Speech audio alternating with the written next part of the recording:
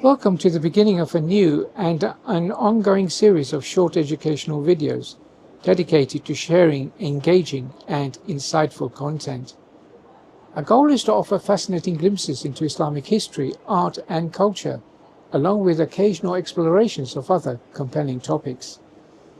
Each episode is designed to be concise yet enriching, making knowledge both accessible and enjoyable. To begin this series, we are honored to have been granted access to a collection of some historical Holy Qurans housed within the British Library in London, which is one of the largest and most prestigious libraries in the world. It spans 14 floors and holds over 170 million items, representing centuries of global knowledge and culture. The British Library was opened in June 1998 by the late Queen Elizabeth II. The library is not a lending institution, but it is open to the public, welcoming many visitors and to the many students who come each day to research or study within its calm and dedicated learning spaces. One of its most iconic features is the King's Library, which is a stunning six-story glass tower showcasing a magnificent collection of over 65,000 printed books and 19,000 pamphlets, originally assembled by King George III. Among its many treasures, the British Library also houses several historic Qurans, and we were fortunate to receive a special presentation highlighting some of these extraordinary Quranic manuscripts. Thank you for inviting us to the British Library today. I used to be a member 30 odd years ago, so it's nice to be back. What's your role in the library? Well, it's a pleasure to have you back. I'm Michael Erdman. I'm the head of the Middle East and Central Asia section at the library, which means I have the great pleasure of looking after our materials from North Africa, the Middle East, the Caucasus, Central Asia, and Iran. And this includes Qurans? Yes, so we have about 300 Qurans within the 1,400 Arabic manuscripts that we hold. And I've brought out a selection of 4 very special Qurans from the 9th to about the 14th century today to share with you. And can the members of the public, the ordinary members of the public, come and see any of the old Qurans? Yes, we're open to everyone. Anyone is able to be a member, or rather a reader, at the British Library. And once you get your reader's pass, you're very welcome to come to the Asia and Africa Studies reading room to make use of the Qurans, read them, and enjoy them, as everyone else does. Well, I'm quite excited to see these Qurans. Where are we going next? Let's head over to the Panizzi room and look at what I've laid out for us today. Excellent. All right.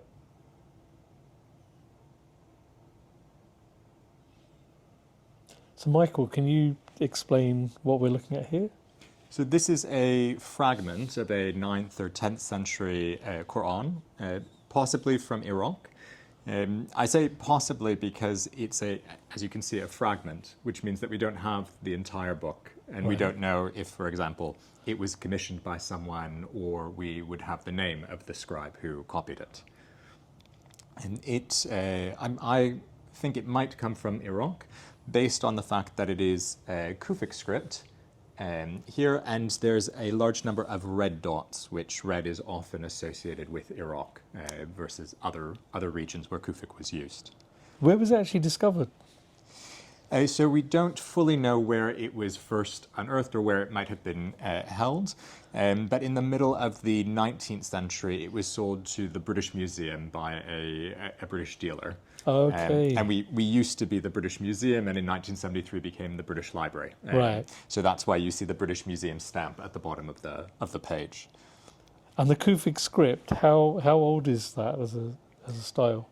So Kufic is generally seen to have been used between the 8th and 11th centuries, the 7th or 8th and the 11th centuries, with the 8th century, the middle of the 8th, being the height of Kufic usage. So right at the early stages of Islam? Very early. So this is often known as the first calligraphic style. Earlier Qurans are in Hijazi script, but the Kufic script originates from Kufa, which is a city in central Iraq.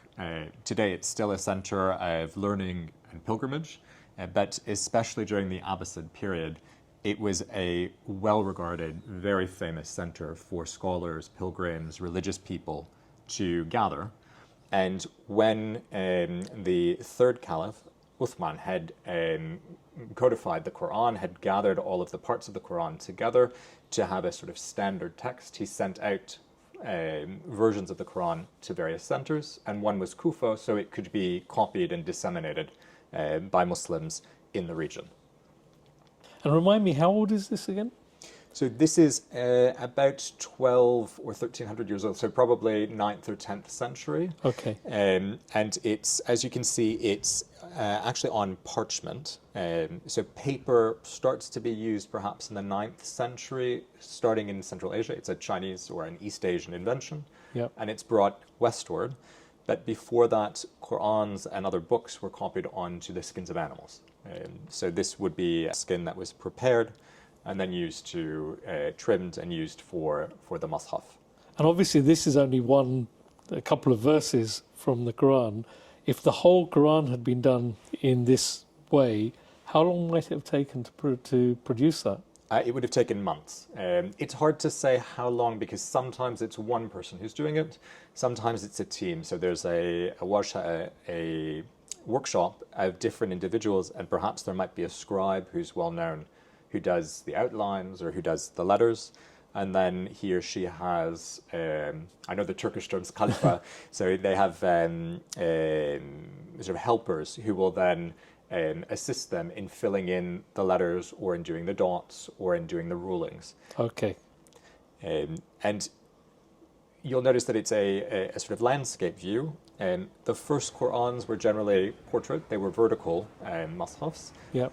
But starting in the Umayyad period, in probably in the early to mid 8th century, the form changes in Syria, and it goes from being vertical to being oblong or being horizontal. Right. And so we'll see this and another Quran that actually show that shape, which is an indication of being almost like second generation